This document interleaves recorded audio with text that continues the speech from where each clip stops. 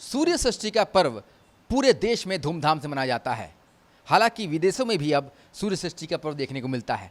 ऐसे में सूर्य षष्ठी का पर्व क्यों मनाया जाता है और सूर्य षष्ठी के पर्व के दिन क्या क्या करना चाहिए और कैसे इसका व्रत होता है, इन सारे विधियों को जानने के लिए हमारे साथ पंडित ध्रुव नारायण पांडे जी हैं। उनसे बात करते हैं। गुरुजी, सूर्य षष्ठी का पर्व क्यों मनाया जाता है और किस तरीके से विधि है इसे मनाने की?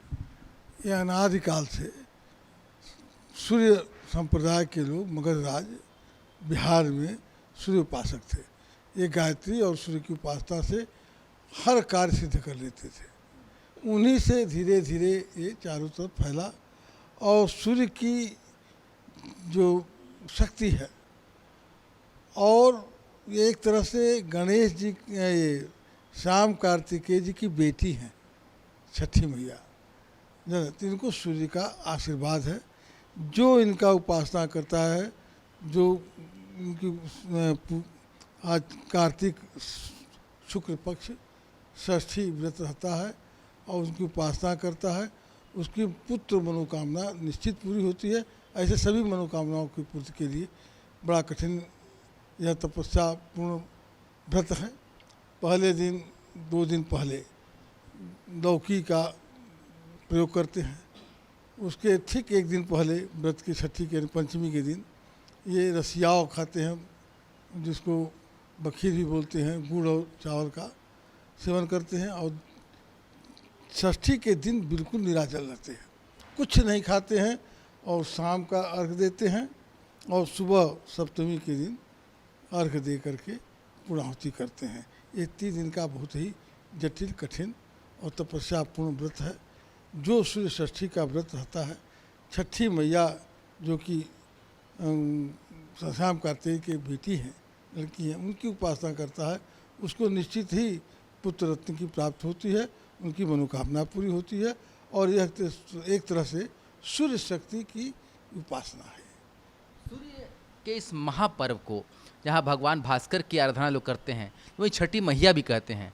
तो भगवान भास्कर की आराधना होती है और छठी मैया की आराधना होती है, ये कैसे होता है? हाँ, ये देखिए, जब भगवान की आराधना होती है तो उनकी शक्ति की साथ में आराधना होती है।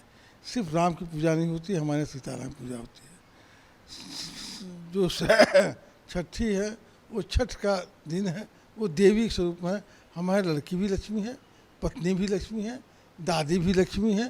तो इस तरह से सूर्य की एक तरह से बेटी हैं ये जो छठी हैं। तो छठ का उपासना इसीलिए उनके शक्ति के रूप में किया जाता है। जैसे विश्व की पूजा करना है तो लक्ष्मी साथ में रहेंगी। यदि धन चाहिए, पालन हमको करना है, तो खाली विष्णु पूजा से नहीं होगा, लक्ष्मी की पूजा से। इसीलिए कहता है ह्रींकारी प्रतिपालिका क्रींकारी कामरे बीज रूपे नमस्ते अहंकारी शिष्ट रूपाई। तो जो उनकी शक्ति है उन्हीं की उपासना मुख्य है, और बिना दोनों को बिना मिले हुए पूजा हो ही नहीं सकता है। कितना कठिन व्रत होता है, इसमें किन किन बातों का ध्यान रखना होता है? सबसे बड़ी कठिनाई तो यह है कि इसमें जो षष्ठी के दिन व्रत होता है उसमें कुछ भी नहीं देते हैं, निराजल होता है। और ये उनका कहीं जज्बा, उनके अंतर्गत उनके अंदर जो शक्ति होती है 2 दिन उपासना की, या जो सूर्य के जो आस्था में सबसे बड़ा बल है, उसी आस्था बल से ये लोग रह लेते हैं। ऐसे रहना 24 घंटा बिना पानी के, बिना खाना खाए सरल नहीं है। इसलिए बहुत ही जटिल व्रत है, कठिन व्रत है। और सूर्योपासना सबसे सुंदर व्रत होता है, इससे निश्चित ही कामना पूर्ण होती है। हमारे यहाँ तो काशी में सूर्य के 12 कुंड हैं, 12 जो आदित्य के 12 कुंड हैं, जिसमें लोलार का आदित्य लोलार कुंड है। वहाँ स्नान करने से हो जाता है। तो पुत्र का सबसे बड़ा योग का कारक होता है सूर्य। ज्योतिष में जिसका सूर्य प्रबल नहीं है या योग्य नहीं है तो उसको लड़का नहीं हो सकता।